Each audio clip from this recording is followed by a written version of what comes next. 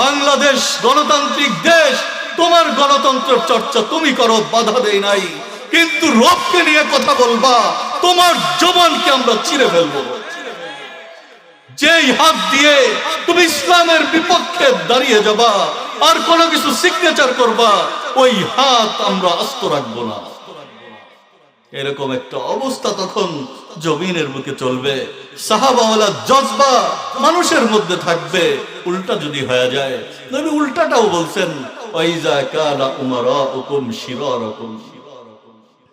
সব থেকে বড় চান্দাবাজ, সব থেকে বড় বাটপার, সব থেকে বড় গাঁজাখোর, মদখোর, লম্পট যখন সোসাইটির নেতা হবে, গ্রামের মাতবর হবে, এলাকার নেতা হবে, থানার নেতা হবে, জেলার নেতা হবে, এমপি হবে, মিনিস্টার হবে, প্রেসিডেন্ট হবে, প্রাইম মিনিস্টার হবে, এসপি হবে, ডিসি হবে, আগনিয়াউকুম বুখালাআকুম।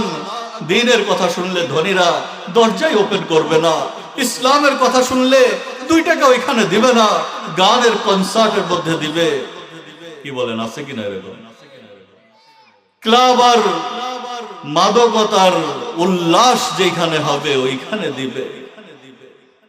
ওমরকুম ইলা নিসাইকুম, আর মাতবাড়ি মেয়েদের হাতে দিয়ে দিবা। যেই মেয়েদেরকে আল্লাহ তাআলা 3টা তালাকের ক্ষমতাই দেয় নাই, ওই মেয়েদের হাতে রাষ্ট্র দিয়ে দিবা, ওই মেয়েদের হাতে থানা দিয়ে দিবা, ওই মেয়েদের হাতে জেলা দিয়ে দিবা, ওই মেয়েদের হাতে সোসাইটি দিয়ে দিবা, ওই মেয়েদের হাতে পুরা দুনিয়া দিয়ে দিবা। আল্লাহর নবী সাল্লাল্লাহু আলাইহি ওয়াসাল্লাম বলেন, আমার কথা রাগ হয়ে লাভ নেই। কার কথা ভাই?